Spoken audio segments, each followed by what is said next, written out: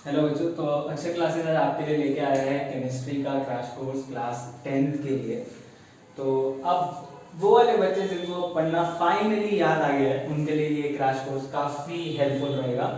अगर उनको marks score करने हैं कि यार 60-70 नंबर आ जाए कैसे ना कैसे करके थोड़ा बहुत पढ़ के, तो ये क्रैश कोर्स आपके लिए। तो क्रैश कोर्स में सबसे पहले अब हम चैप्टर 1 डिस्कस करेंगे, केमिकल रिएक्शन एंड इक्वेशन। तो केमिकल रिएक्शन एंड इक्वेशन में सबसे पहले हम पढ़ते हैं केमिकल रिएक्शन होता क्या है।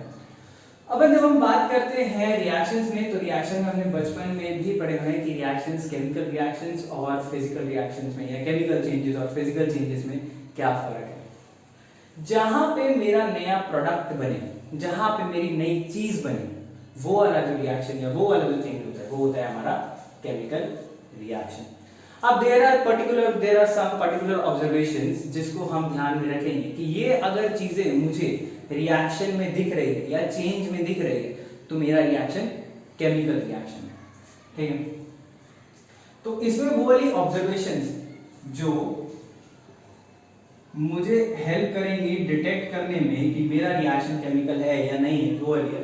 पहला, change in state. Change in state. अब ये स्टेट क्या होता है? स्टेट में बदलाव, अगर हिंदी में बोलो स्टेट क्या होता है? बेटा हमने पढ़ा होगा मैटर होता है सॉलिड, लिक्विड और गैस। तो यही है मैटर की state, solid, liquid and gas. ठीक है, अब केमिस्ट्री में अब हम बात करेंगे तो सॉलिड, जैसे मान लो कोई चीज गैस से सॉलिड बन रही है या गैस, या तुम किसी सॉलिड को कुछ रिएक्शन कर रहे हो और तुम्हें गैस दिख रही है, एफरवेसेंस दिख रही है। एफरवेसेंस क्या होते हैं? बबल्स, बबल्स दिख रहे हैं। ठीक है, तो मतलब गैस इवॉल्व हुई है, गैस बनी है, तो मतलब वो चेंज इन स्टेट हुआ है। तो ये है चेंज इन स्टेट का मतलब। Second, change in colour. Colour में अगर बदलाव दिख रहा है आपको तो मतलब कोई नई चीज बन गई है और मेरा वो रिएक्शन केमिकल रिएक्शन है। सेकंड, चेंज इन ओडर और, ठीक है, तो मतलब मान लो कि कुछ स्मेल आने लग गई है अलग से, तो वो हमारा चेंज इन ओडर में आ जाएगा। और last but not least, formation of a precipitate. Formation of a precipitate. Precipitate बन गया। अब ये प्रेसिपिटेट क्या क्या बनेगा नाम है। ठीक है, मान लो हमारे पास दो सॉल्यूशंस है, हमने दो सॉल्यूशंस को मिलाया और कोई चीज हमें नीचे सेटल डाउन होती हुई दिख रही है, तो वो होता है हमारा, वो जो चीज नीचे सेटल डाउन हुई है वो होता है प्रेसिपिटेट। प्रेसिपिटेट की खास बात क्या है? ये हमारा सॉल्यूशन में इनसॉल्युबल होता है। सॉल्यूशन में इनसॉल्युबल होता है। इनसॉल्युबल होने का मतलब कि ये घुलेगा नहीं, ये सेटल डाउन होगा, ये सेटल डाउन। ठीक है, तो इतना समझ में आ गया? कोई दिक्कत हो तो कमेंट में आप डाउट पूछ सकते हो और वीडियो को रिमाइंड करके दोबारा भी देख सकते हो। तो अब हम बात करते हैं केमिकल इक्वेशंस की। यार ये केमिकल इक्वेशन क्या होती है? केमिकल रिएक्शन को रिप्रेजेंट करने का तरीका है केमिकल इक्वेशन। पहले हम लिखेंगे, जैसे हमने लिखा magnesium plus oxygen gives magnesium oxide। ठीक, तो ये जो हमने लिखा है ये है हमारी केमिकल इक्वेशन। बस केमिकल इक्वेशन इतनी सी है। यहाँ पे जो लेफ्ट साइड पे होते हैं इनको हम रिएक्टेंट्स बोलते हैं और जो राइट साइड पे होते हैं हम इसको प्रोडक्ट बोलते हैं। ठीक है, तो केमिकल इक्वेशन के दो ही पार्ट है, एक हमारी रिएक्टेंट साइड और एक हमारी प्रोडक्ट साइड। अगर मैथ्स देखो तो इक्वल टू के LHS और RHS, तो ऐसे ही यहाँ पे LHS में जो रिएक्टेंट्स है और जो RHS में वो प्रोडक्ट्स है। ठीक है, अब इसका मतलब क्या है कि जब मैग्नीशियम ऑक्सीजन के साथ रिएक्ट करेगा तो मैग्नीशियम ऑक्साइड बनेगी।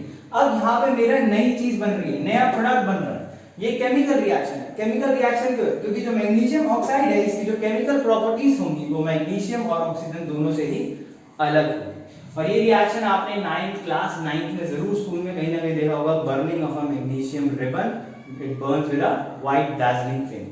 ये आपने जरूर देखा होगा, ये वही रिएक्शन की केमिकल इक्वेशन। अब जब हम केमिकल इक्वेशन लिखते हैं तो एक्चुअली हम ऐसे नहीं लिखते, हम कैसे लिखते हैं? सिंबल्स लिखते हैं। मैग्नीशियम का सिंबल होता है Mg, ऑक्सीजन होती है हमारी O2 और ये होता है MgO। अब ये जो MgO लिखा है यार, ये मैंने कैसे लिखा? ये हमने क्लास 9th में पढ़ा था। अगर किसी को याद नहीं है तो मैं जरूर याद करा देता हूँ। हम फॉर्मूला कैसे बनाते हैं, केमिकल फॉर्मूला कैसे बनाते हैं। MgO, Mg की वैलेंसी +2, O की वैलेंसी -2, ये हो जाएगा Mg2O2, इसको ये सिंप्लीफाई हो सकता है तो ये हो जाएगा सिंप्लीफाइड फॉर्म MgO। इस तरीके से हमारा ये MgO आया। अगर आपको ये चीज याद है, मतलब किसी भी तरह कोई चमत्कार की वजह से लगी ये चीज फॉर्मूला बनाना आपको याद है, तो आप काफी रिएक्शंस में आपको प्रोडक्ट साइड लर्न करने की भी जरूरत नहीं है, क्योंकि आप सिर्फ रिएक्टेंट्स के बेसिस पे ही प्रोडक्ट आप खुद मन में या साइड पे पेंसिल से लिख के पेपर में बना सकते हो। तो हर रिएक्शन में कोई याद करने की जरूरत नहीं है। अब बात करते हैं यार हम इस रिएक्शन को बैलेंस कैसे करें और कैसे हम एक बैलेंस केमिकल इक्वेशन को प्रॉपर्ली रिप्रेजेंट करते हैं। ये भी हम एक एग्जांपल से सीखेंगे। कुछ चीजें होंगी जो हमने मेंशन करेंगे, ठीक है। अब हम जो रिएक्शन देख रहे हैं, हम देख रहे हैं मीथेन का रिएक्शन ऑक्सीजन के साथ।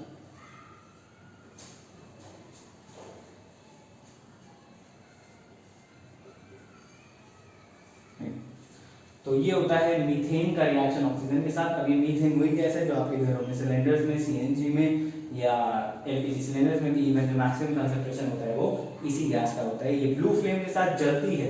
जब कोई भी चीज जल रही है, कंबशन हो रहा है, तो उसका ऑक्सीजन के साथ रिएक्शन हो रहा है। तो ये वो वाला रिएक्शन है। मन में अगर किसी को ये चीज समझ नहीं हो कि ये हो क्या रही है, कहाँ पे हमें दिखेगा ये रिएक्शन, जब गैस ऑन करते हो और ये रिएक्शन होना शुरू हो जाता है और यहाँ पे प्लस हमारी निकलती है एनर्जी। बट अभी हम एनर्जी नहीं लिखेंगे क्योंकि हमें इसको बैलेंस करना है। तो बैलेंस करने में सबसे पहले बात तो हमें रिप्रेजेंट करने का तरीका पता होना चाहिए। रिप्रेजेंट करने का तरीका, अब देखो, अब मैं क्या करूंगा, यहाँ पे मैंने CH के ब्रैकेट में G लिख दिया, O2 के ब्रैकेट में G लिख दिया। अब इससे क्या पता चल रहा है, अब इससे पढ़ने में थोड़ा सा और अच्छा लग रहा है, क्योंकि हमें पता लग गया कि यार मीथेन भी गैस है, ऑक्सीजन भी गैस है, CO2 भी गैस है और H2O भी गैस है। ये मैंने क्या करा है, ये मैंने स्टेट रिप्रेजेंटेशन करी है कि वो कौन सी स्टेट में है मेरा रिएक्टेंट या प्रोडक्ट में कोई भी जो कंपाउंड है वो कौन सी स्टेट में। यहाँ पे G होता है हमारे गैस के लिए, S होता है हमारा सॉलिड के लिए, L होता है हमारा लिक्विड के लिए, AQ होता है हमारा एक्वस के लिए। एक्वस मतलब पानी में अगर सॉल्यूशन में दिखा रहा हूं, और हमारा PPT होता है प्रेसिपिटेट के लिए। अगर PPT लिखा है ब्रैकेट में तो मतलब कि प्रेसिपिटेट हमारा बन चुका है, और ये है वो प्रेसिपिटेट को इंडिकेट करने का तरीका। तो ये आपको आना चाहिए।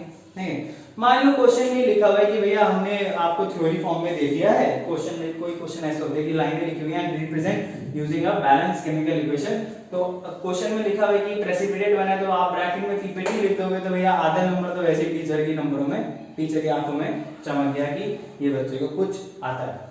ठीक, तो अब हम इसको बैलेंस करते हैं। बैलेंस के लिए हमने पिछले क्लास में लॉ ऑफ केमिकल कॉम्बिनेशंस पढ़े थे, और हमने लॉ ऑफ केमिकल कॉम्बिनेशन में पहला लॉ हमने पढ़ा था कि मास can neither be created nor be destroyed, या मास कंजर्वेशन ऑफ मास में हो। ठीक है, तो कंजर्वेशन ऑफ मास मतलब कि जितना C इधर है उतना ही C इधर होगा, जितना H इधर है उतना ही H इधर होगा, जितना O इधर है उतना ही O इधर होगा। ठीक है, तो हम ध्यान से देखें, यहाँ पे C एक है, यहाँ पे भी C एक है, C की कोई दिक्कत नहीं। H देखो, यहाँ पे H 4 है, यहाँ पे H 2 है, तो इसको 4 बनाने के लिए मैं क्या करूंगा, मैं यहाँ पे आगे 2 लगा दूंगा। ठीक है, अब अगला O की अगर मैं बात करूं, यहाँ पे O 2 है, यहाँ पे O 2 and 2 4 हो गए, तो यहाँ पे भी मैं 4 लगा दूंगा, और ये हो गई मेरी बैलेंस केमिकल इक्वेशन। ठीक है, अब इसके लिए हम और एग्जांपल्स दे सकते हैं। एक एग्जांपल हमारा और देख लेते हैं हम, CaO plus H2O gives CaOH whole base। ये भी एक रिएक्शन हमारा क्विक लाइन का रिएक्शन है वाटर के साथ। क्विक लाइन हमारा सॉलिड होता है, H2O हमारा गैस होता है, और ये हमारा H2 हमारा लिक्विड होता है, और ये हमारा फिर से सॉलिड होता है।